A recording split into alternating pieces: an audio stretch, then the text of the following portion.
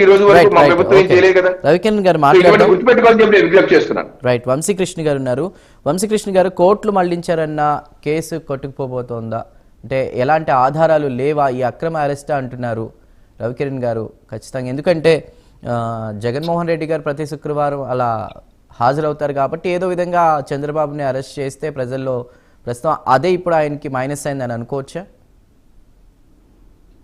Good morning చంద్ర గారు, రమేష్ గారికి, రవికిరణ్ గారికి, ప్రైమ్9 వీక్షకులందరికీ కూడా గుడ్ మార్నింగ్. సార్, యాక్చువల్గా చంద్రబాబు నాయుడు గారు 2019లో అధికారంలోకి దిగిపోయిన తర్వాత, జగన్మోహన్ రెడ్డి గారు ముఖ్యమంత్రి అయిన తర్వాత చంద్రబాబు నాయుడు గారిని ఎలాగైనా అరెస్ట్ చేయాలి అనేటటువంటి విశ్వ ప్రయత్నాల్లో భాగంగా ఆయన వల్ల కాక 4 సంవత్సరాల 6 నెలలు జగన్మోహన్ రెడ్డి గారి వల్ల కాక ఇక ఆఖరిలో 2023 సెప్టెంబర్ 9వ తారీఖున చంద్రబాబు నాయుడు గారు నంద్యాల పర్యటనలో ఉండగా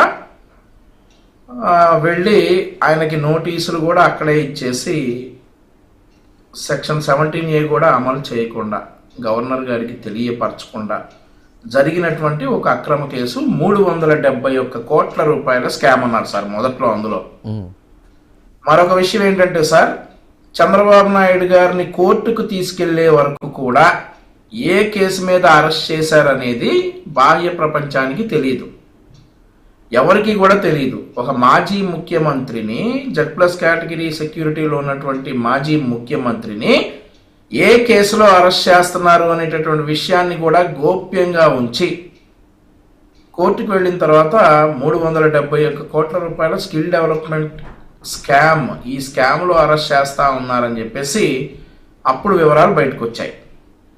అప్పటి వరకు ఆయన ఏ కేసులో అరెస్ట్ చేస్తున్నారో కూడా తెలియనీయకుండా ఆ రకంగా సాగినటువంటి ఆ అరెస్ట్ ఈరోజు వైఎస్ఆర్ కాంగ్రెస్ పార్టీకి ప్రతిపక్ష హోదా కూడా లేకుండా చేసినటువంటి అంశాలలో నెంబర్ 1 అంశం అది అని చెప్పొచ్చు.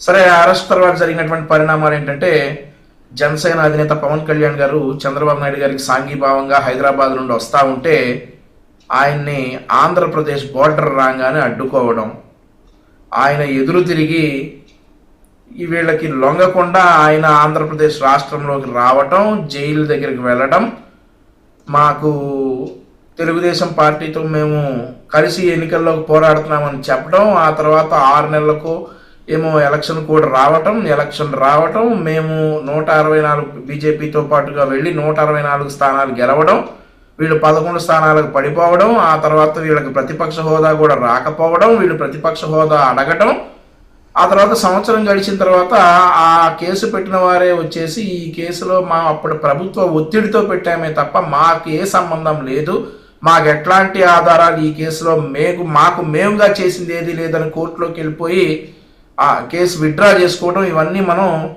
ఒక స్పాన్ ఆఫ్ 1.5 yearలో చూశాను చందు గారు. సో కేవలం నేను ప్రతి శుక్రవారం కోర్టుకి వెళ్తాను, నా మీద కేసులున్నాయి, నేను లక్షల కోట్ల అవినీతి చేశాను కాబట్టి నన్ను పద్దాకా ఇదే మాట అంటా ఉన్నారు తెలుగుదేశం వాళ్ళు. నేను ఎప్పుడు ఎక్కడికి వెళ్ళినా కానీ నువ్వు లక్షల కోట్ల అవినీతి పరుడివి, నువ్వు బెయిల్ మీద తిరుగుతున్నటువంటి దొంగవి అని అంటా ఉన్నారు తెలుగుదేశం పార్టీ వాళ్ళు అని చెప్పేసి చంద్రబాబు నాయుడు గారికి కూడా ఆ మరక అంటించాలి అనేటటువంటి ఉద్దేశంతో పెట్టినటువంటి కేసు ఇది అని తేలిపోయింది. ఈరోజు కేసు పెట్టిన వాళ్ళే మాకు సంబంధం లేదు ఇందులో, గత ప్రభుత్వ ఒత్తిడితో చేశామని చెప్పిన తర్వాత కూడా ఇంకా ఈ కేసు నిలవదు కదా సార్. మేము అప్పటి నుంచి చెప్తానే ఉన్నాం, ఇది యాక్చువల్లీ దొంగ కేసు, ఇది యాక్చువల్లీ అక్రమ కేసు, రూల్స్ పాటించలేదు ఫస్ట్ థింగ్, సాక్ష్యాలు సబ్మిట్ చేయలేకపోయారు సెకండ్ థింగ్, 53 రోజులు జైల్లో ఉంచినప్పటికీ కూడా వాళ్ళు సాక్ష్యాలు సబ్మిట్ చేయలేకపోయారు, 371 కోట్లు అన్నారు, ఆ తర్వాత 30 కోట్లకు దిగిపోయారు, మళ్ళీ 11 కోట్ల రూపాయలకు వచ్చారు, 1,80,00,000కు వచ్చారు, రూపాయి కూడా సాక్ష్యాలు సబ్మిట్ చేయలేదు, ఇది ఖచ్చితంగా అక్రమ కేసు అని మేము అప్పటి నుంచి పోరాడాం, ఈరోజు న్యాయం గెలిచింది. సో మరొక విషయం ఏంటంటే, ఇక్కడ జగన్మోహన్ రెడ్డి గారి బ్యాచ్ ఈ పొన్నవోలు సుధాకర్ రెడ్డి గారు నిన్న వాదిస్తూ ఉన్నారట. ఆయనకి ఈ కేసులో ఎలా మీరు మాకు తెలియదని ఎలా చెప్తారని చెప్పేసి ప్రభుత్వ ఉద్యోగుల్ని ప్రశ్నిస్తూ ఉన్నారట కేసుకు సంబంధం లేనటువంటి పొన్నవోలు శ్రీనివాసరెడ్డి గారు. ఆయనకి థర్డ్ పార్టీగా నేను వస్తాను, నాకు సర్టిఫైడ్ కాపీలు కావాలి కూడా అని అడుగుతున్నారట. మేము చెప్తా ఉన్నాం ఈ సందర్భంగా ఏ కాపీలైనా తీసుకోండి. చంద్రబాబు నాయుడు గారిని మీరు లైఫ్ టైం తీసుకుని ఆయన పాత్ర ఇందులో ఉందని నిరూపిస్తే మళ్ళీ ఈ కేసు రీఓపెన్ చేసుకోవచ్చు ఎప్పటికైనా కానీ. పొన్నవోలు గారు కాదండి, వంశీ గారు సజ్జలు కూడా కామెంట్ చేశారు, కేసులన్నీ మళ్ళీ ఓపెన్ చేస్తాం, మళ్ళీ చంద్రబాబు జైలుకి అంటూ కామెంట్స్ చేశారు. సార్, పొన్నవోలు గారు, సజ్జల రామకృష్ణారెడ్డి గారు వీళ్ళిద్దరూ వైఎస్ఆర్ కాంగ్రెస్ పార్టీకి రెండు రత్నాలు లాంటి సార్. వాళ్ళు ఉండాలి, వాళ్ళు కామెంట్ చేయాలి, వాళ్ళ దినదినాభివృద్ధి అలాగే ఉండాలని నేను కోరుకుంటా ఉన్నా. సజ్జల రామకృష్ణారెడ్డి గారు ఇంకా చాలా అన్నారు, ఎలా మూసేస్తారు కేసులు ఏంటి అనేసి. ఇవి అక్రమ కేసులు కాబట్టి పెట్టినటువంటి వారితో ఎటువంటి ఆధారాలు లేవు కాబట్టి మూసేశారు. సో ఇక పొన్నవోలు సుధాకర్ రెడ్డి మొత్తుకున్నా, సజ్జల రామకృష్ణారెడ్డి గారు మొత్తుకున్నా ఈ కేసులు మళ్ళీ రీఓపెన్ చేస్తామని అంటా ఉన్నారు. ఇక ఒక టీవీ ఛానల్ డిబేట్లో కూర్చొని అయితే డేట్ కూడా ఇస్తా ఉన్నారు. ఏది ప్రమాణ స్వీకారం డేట్ ఇచ్చినట్టు చంద్రబాబు నాయుడు గారు మళ్ళీ అరెస్ట్ అయ్యే డేట్ కూడా ఇస్తా ఉన్నారు. సో ఇవన్నీ పగటి కళలు. ఒకసారి మీరు తప్పు చేసినందుకే ప్రతిపక్ష హోదా కూడా లేకుండా గల్లంత అయిపోయారు. మరోసారి తప్పు చేస్తే పార్టీయే లేకుండా గల్లంత అయిపోతారు. జగన్మోహన్ రెడ్డి గారికి అండ్ ఆల్సో వైఎస్ఆర్ కాంగ్రెస్ పార్టీలో ఉన్నటువంటి నిజమైన కార్యకర్తలకి, కారుమంచి రమేష్ గారు లాంటి నిజమైన కష్టపడే కార్యకర్తలకు నేను చెప్పేది ఏంటంటే, దయచేసి మీ ఇష్టం. ఇక ఆ తర్వాత పొన్నవోలు సుధాకర్ రెడ్డిని, సజ్జల రామకృష్ణారెడ్డిని నమ్ముకున్నారంటే ఇప్పుడు ప్రతిపక్ష హోదా లేకుండా పోయారు. ఇంకా నమ్ముకున్నారంటే పార్టీ కూడా లేకుండా పోతారని చెప్పేసి పాపం పార్టీని నమ్ముకున్నటువంటి కారుమంచి రమేష్ గారు లాంటి సిన్సియర్ కార్యకర్తలకి నా ఏమనుకోవాలో, సలహా అనుకోవాలో లేదంటే ఇంకేమైనా అనుకోవాలో కానీ చెప్తా ఉన్నాను చంద్రు గారు. రైట్. కారుమంచి రమేష్ గారు ఉన్నారు. రమేష్ గారు, సమయం వృధా చేసుకున్నారా జగన్మోహన్ రెడ్డి గారు? కావాలని ఒత్తిడితోనే ఆ రోజు మేము ఇట్లాగా ఫిర్యాదు చేయడం జరిగింది, సో ఆధారాలు ఏం లేదు అన్నట్టుగా ఒప్పుకున్నట్టు తెలుస్తుంది కోర్టులో.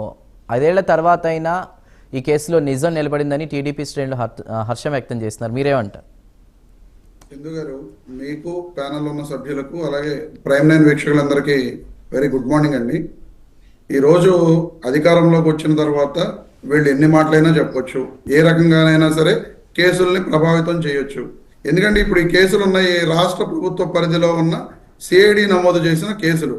ఇంతకుముందు మా అన్నగారు బీజేపీ అధికార ప్రతినిధి రవికిరణ్ అన్నగారు స్వయంగా చెప్పారు, ఆ రోజు ఒత్తిడి చేసి పెట్టించారని చెప్పి ఈ రోజు అధికారులు చెబుతున్నారు. దాని ప్రకారం వాళ్ళు ఎటువంటి ఆధారాలు లేవని చెప్పి